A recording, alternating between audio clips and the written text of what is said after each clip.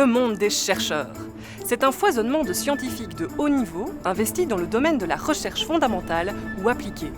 Les domaines sont très variés, comme la physique, l'économie, la médecine, la philosophie, la chimie, le droit, l'informatique et bien d'autres encore.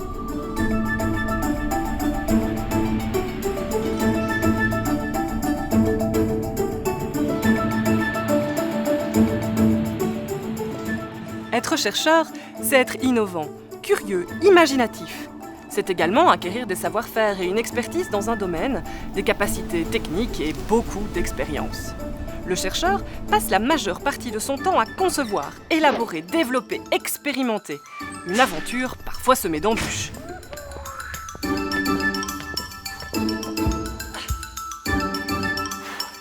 Il doit aussi interpréter, rédiger, communiquer, publier.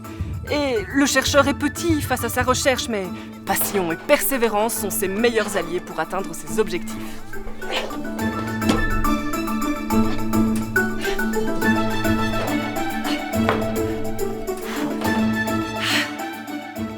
Accompagnez-moi, je vous emmène dans le monde des chercheurs.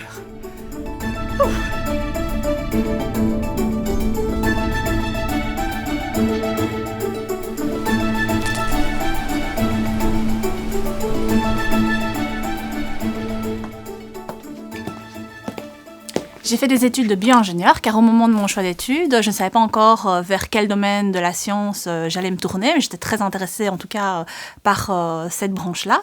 Et du coup, voilà, je suis arrivée à l'université de Namur pour mon stage de mémoire à l'unité de recherche en biologie végétale, où voilà, au terme de mon mémoire, la thématique de la biologie végétale m'intéressant très fort, j'ai pu continuer sur un contrat de recherche assez court d'1 an.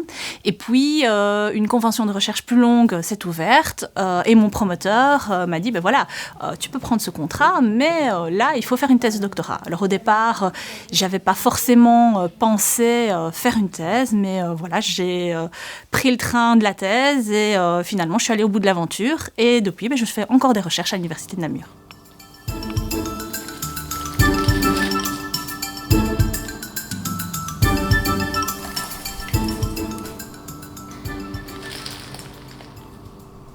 Je fais des recherches sur les défenses des plantes. Alors, vous ne le savez peut-être pas, mais les plantes possèdent une immunité innée qui leur permet de se protéger contre les maladies.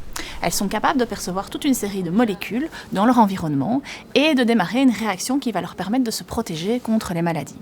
Alors, parmi les agents pathogènes des plantes, on trouve notamment des bactéries, des virus et des champignons.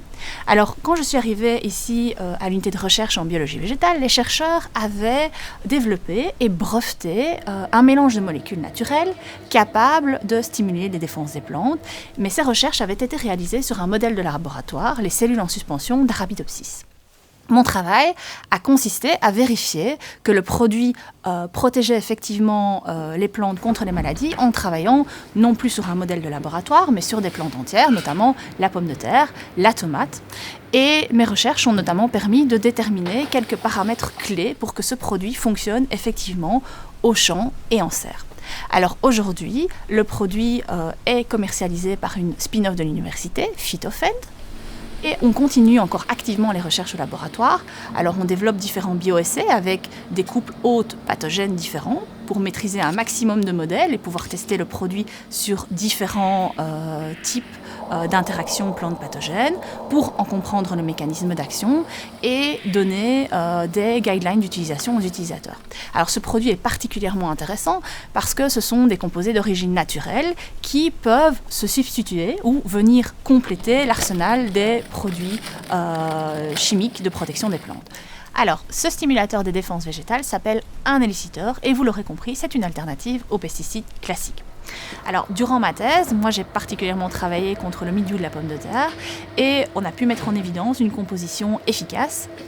Et aujourd'hui, Phytofend est occupé à homologuer le produit pour pouvoir le commercialiser. Donc c'est un aspect extrêmement motivant de la recherche de pouvoir accompagner l'innovation du laboratoire vers le champ. Un autre aspect motivant, c'est d'avoir pu collaborer à l'écriture de projets de recherche pour d'autres maladies des plantes. Et donc j'ai de nouveaux collègues qui arrivent et qui sont en train de mettre au point de nouveaux bioessais contre différents pathosystèmes également. Et donc, je pense que les clés, en tout cas, de la réussite de cette recherche, c'est la complémentarité entre les profils des chercheurs, d'avoir à la fois des profils de recherche beaucoup plus fondamentaux en laboratoire et puis des profils plus appliqués pour accompagner l'innovation vers le champ.